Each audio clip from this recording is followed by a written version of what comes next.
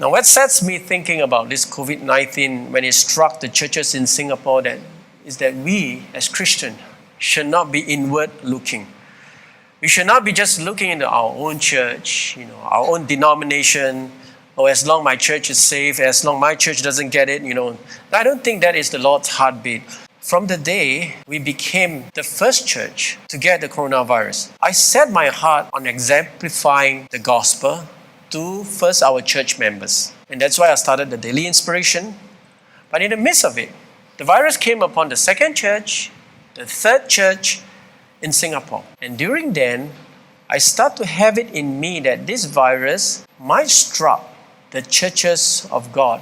And the churches of God must have the answers to sufferings. So then I began to set my perspectives on the churches of God. When I deliver the daily inspiration, I know in my heart that many Christians will have doubts at this juncture. They'll feel lost. Why did this happen to the church, not the mosque, not the temple, and all? I hear all these kind of questions everywhere. And I know the church cannot go on closing indefinitely. The schools are not closing, but why are the churches closing and all? Everyone is losing heart and all. So I made a decision to close it for 2 weeks for social responsibility and also to care for the well-being of our members and all. But after that, to reopen, even though this epidemic is still developing. I pray for peace of heart, and then after that, I went on for mission and all. And that's how I pray to God and find peace in it. Now let me end with this note, okay? Over this span of 3 weeks, many things went through my mind. I've been praying about this situation among us. In fact, after our first 5 cases, another 3 cases came subsequently, we know.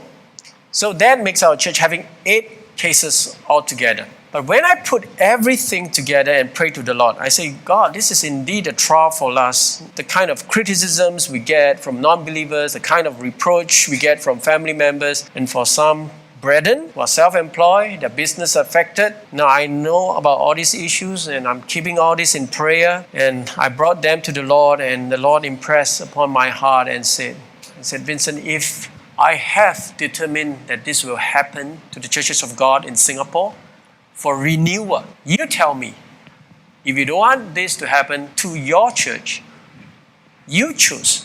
Which church do you want it to happen to? You choose.